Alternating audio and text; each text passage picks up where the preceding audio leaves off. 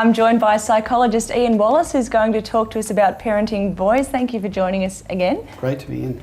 Now, what's the difference between boys and girls? It's really interesting, Marley, because what we found is we were wrong. About 15 years ago, we tried to say girls and boys were alike, and we in fact know girls and boys are different, even from very early. At one, the wiring into the language centres and emotional centres of a girl's brain is much more eloquent than a boy's. The same, the wiring into the motor centre of a boy's brain is much more sophisticated. So girls and boys are actually different. They're not going to be as emotional. They're not going to be good at language skills. They're not going to have the same social skills early, and they're going to be more active. They're going to be more aggressive. They're probably going to want to play with their hands more, and we need to keep building from that point. Because boys do develop later, don't they? Yeah, generally boys are going to be behind in some areas. They're not later altogether. They often have more advanced motor skills. They'll often have more ability to think quickly and willing to take risks and those sort of things. They're more advanced that way. But they're going to be behind in terms of often language skills. They'll often be behind in emotional development.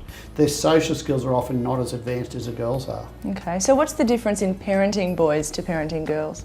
Important thing is to accept they're different and not to stereotype them, but to say, look, what works for a girl might be different for a boy, and we need to start to do things like say, boys are going to run away more when there's trouble. Boys are going to tend to be more aggressive and not talk when there's trouble, where what we want boys to do is learn to talk more.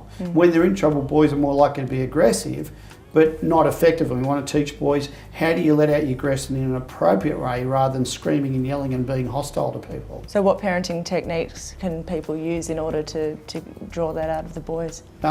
Most important, I think, is for us to get them to talk and share how they feel, because that's something that boys don't do. Yeah. Let them know it's okay to act out their aggression, but what's an appropriate way to do it. So look, it's okay for you to use a strong voice. It's okay for you, if you're angry, to go out and kick the ball out the back or kick a can around, but you can't yell at me and you can't kick your brother. So we start to set what are boundaries of what's a physical way you can let rid of some of that anger, but what's also not appropriate. Definitely. Is there a critical time in a boy's life where dad needs to be around? Yeah, dads are important all the way through, but the big one we're looking at the moment is that boys need their dads far more at the onset of adolescence, because boys typically go away from being mummy's little boy then, and they want to align with dad, and sadly that's often when dad's getting promoted at work, he's putting in more executive hours, so he's less available. So just at the time he really needs dad to model off and go, gee, I like you, dad, and I need to, have a wrestle in the backyard, and I need to play ball with you, and I need to talk to you about what are these things called girls and why do people do that. Dads have got to be really available at that adolescent period. So if dad is flat out working, how should he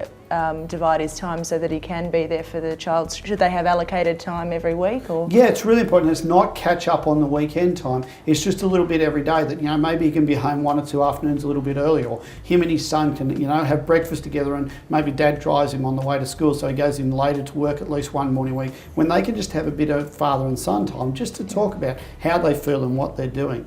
Yep. Has the role of the father changed now? Yeah, massively, because what we now know is that the suicide rate in adolescent boys is about 4 times that in girls. Suicide rate in males is even much greater than in females. And a lot of that's caused that changing role. Our dads told us, suck it ain't mate, be tough, don't show your emotions, don't cry in public.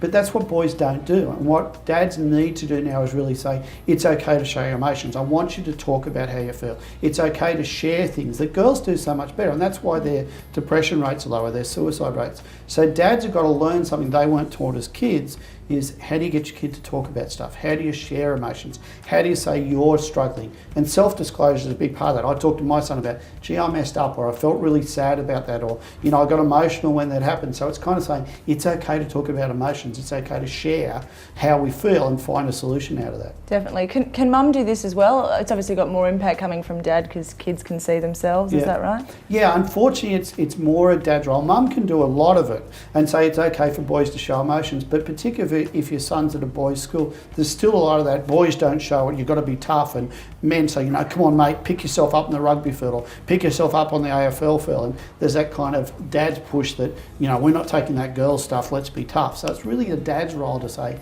when you're down, it's okay to talk about it, or if you're troubled, go and share your feelings with someone else. Don't hold all this stuff within. Sure. Could it benefit boys, do you think, being in all boys schools? Interesting research says that there's nothing to suggest that before about 12, but there's some stuff that's showing now between about 12 and 16, boys are thriving a bit more in all boys schools. They seem to need the girls a bit later to help them understand emotions and different points of view and understand, say, like themes and things in novels. But from about 12 to 14 or 15, they seem to thrive more when they've just got boys around and they can learn in a boy's way. That's great. Great advice. Thanks for joining us once again. Pleasure to help.